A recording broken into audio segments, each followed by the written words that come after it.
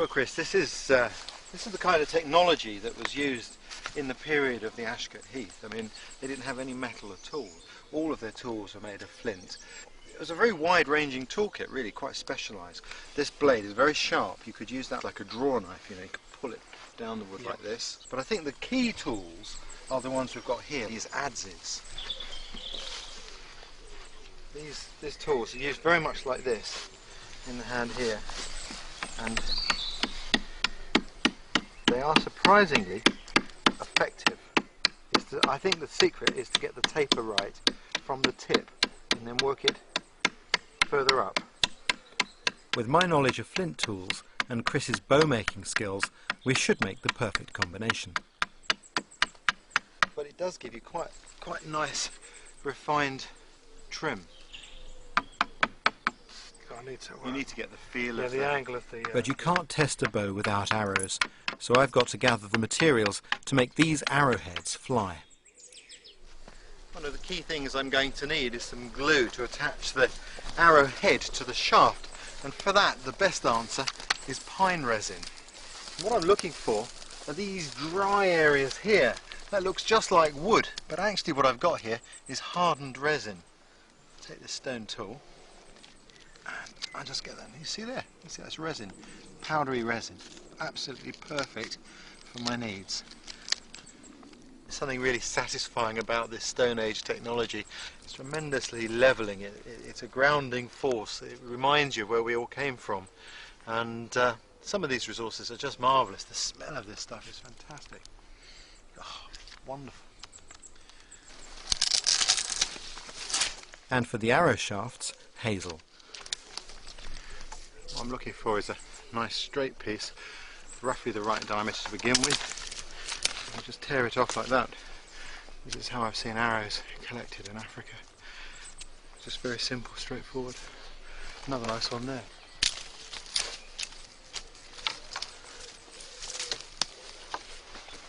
It's coming on a tree, isn't it? Yeah, it's hard work, but we've got quite a way down the process. I'm working on the back face of the bow, and while she was away, I brought the shave, and I've been using that to reduce the layers on the back of the bow and take quite a bit of wood off, actually. It's a very, very good tool. Good tool, isn't it? I've never used a tool like that in my life in stone, so I was quite impressed with what you can do with it. And these tools, they're much slower than metal, aren't they? Oh, you need more calories to use them, definitely. Yeah. Before I can get on with the arrows, I have to get a fire going, the Stone Age way, using a kit dating back 8,000 years. The key item was this here. This is iron porites, and from this, with their flint, they could strike small dull red sparks with which they could start their fire. Their tinder was made from horse's hoof fungus, the same species I'd seen in the British Museum. Because the sparks we get from the iron porites are so cool, the tinder has to be very carefully prepared. And to do that, take a flint blade like this and scrape the tinder until you get like a mass of cotton wool-like fibres.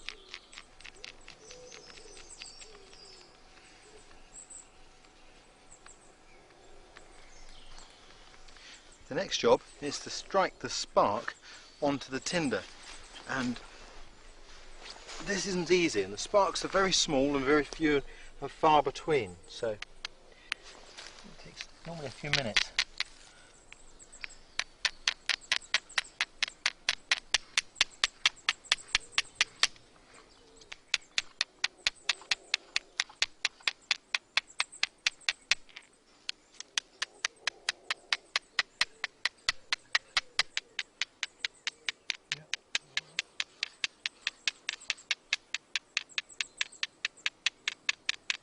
And of course, eventually one lands in the right place and the tinder catches light like this. Take another piece of this fungus, which I will ignite now from this little piece here. Just blow on that. Burns very hot. And I put that in there while I can just about hold it. It's getting very hot now. And now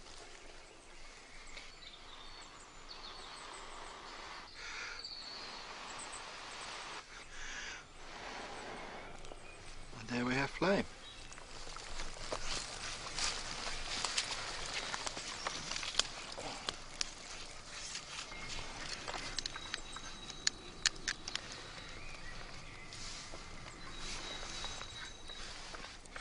One of the key things about primitive arrows is accuracy, and accuracy is very much a function of straightness. And that doesn't look too bad, but actually when you look down it you can see it's all higgledy-piggledy waves all over the shop. And the process is to heat the arrow shaft over the fire and then to straighten out the areas where it's bent. This one was just the same as the last one a few minutes ago, and gradually now I'm starting to straighten it out. And then once it's straight, I want to dry these stems off, and then I can scrape them down a little bit more and then sand them. It's a lot of work, but well worth it. Sitting here getting to grips with these Stone Age techniques makes me realise how resourceful our ancestors were. The forest was both their DIY store and their supermarket.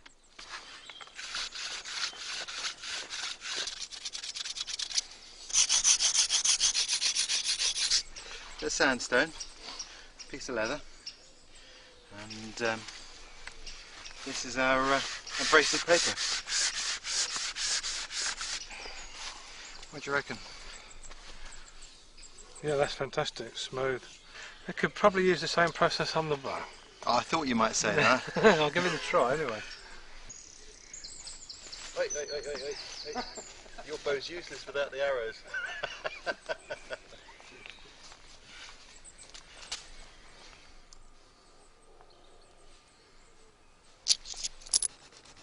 I'm trying to use this very thin tool to widen the notch.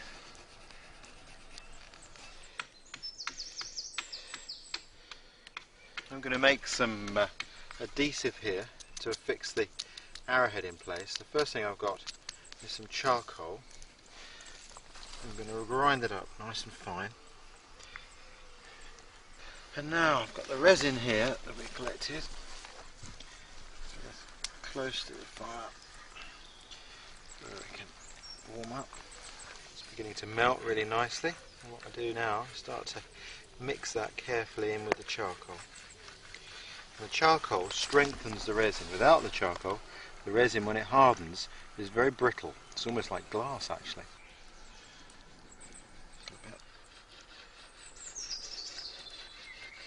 Cools off very quickly. That's just the first fixing. What I need now is to bind that arrowhead in place and then apply some more glue. So I've got a really firm fixing. Now our ancestors could have used a lot of different fibres for this purpose, but one of the things we know they did from the archaeological record, one of the fibres they used was this, the fibres from a stinging nettle. And that's what I'm going to use.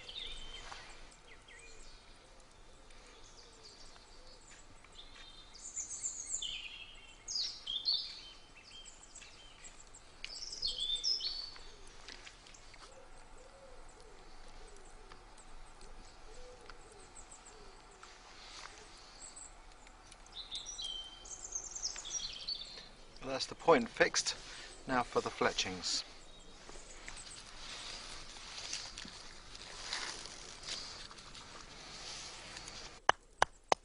These are the leg tendons from a red deer. They can be turned into fine fibres, which I'm going to use to attach the fletchings on the arrows.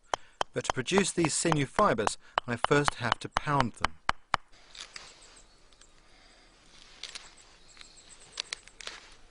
Sinew fibres contain their own natural glue.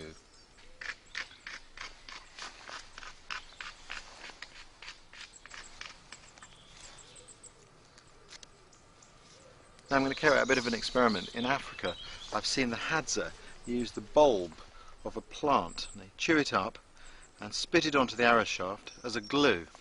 And I've also come across references in Britain to bluebell bulbs having been used to make a similar glue. Now these are poisonous, so I wouldn't recommend you do what I'm doing, but I'm going to chew a couple of these bulbs up and spit them on here and see if they act as a glue. I've got a good hunch that they will.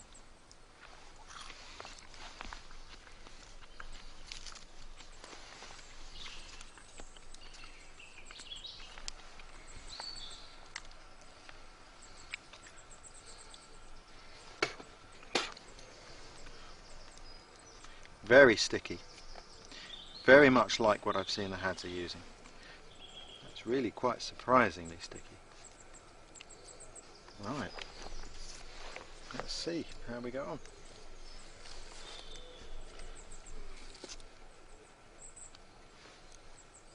The first one down on there. Pull that good and tight. Another bit of sinew for binding. Fiddly old business, this.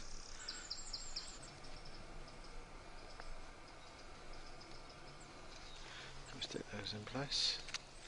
And at the top there, definitely works. That's amazing.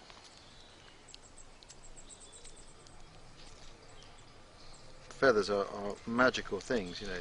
Amongst a lot of native people, they had tremendous significance because they go higher in the world than most of us are able to. Therefore, came closer to God than the rest of us.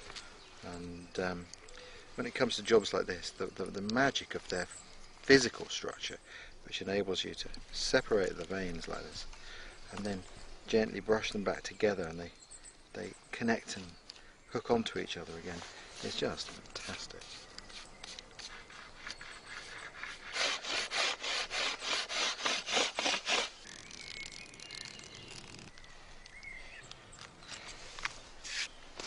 All we need now is the bow. Okay, yeah, it is just a little bit stiff there, Ray. Can you feel the stiffness in the middle of the bow? Chris is at the crucial stage of the bow making now. Someone once described a bow as a stick that was 9/10 broken. All the magic is in that last little bit that you leave there.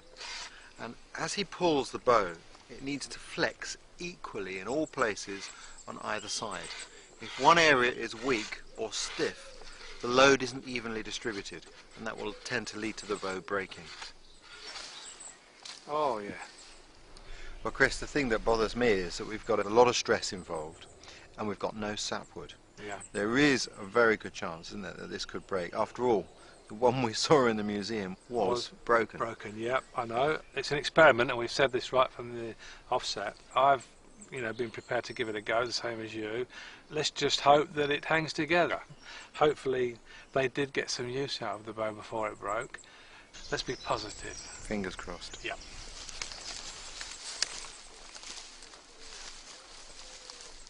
Right then, Chris, what's the target? Clump of ferns down there. All right, you're on.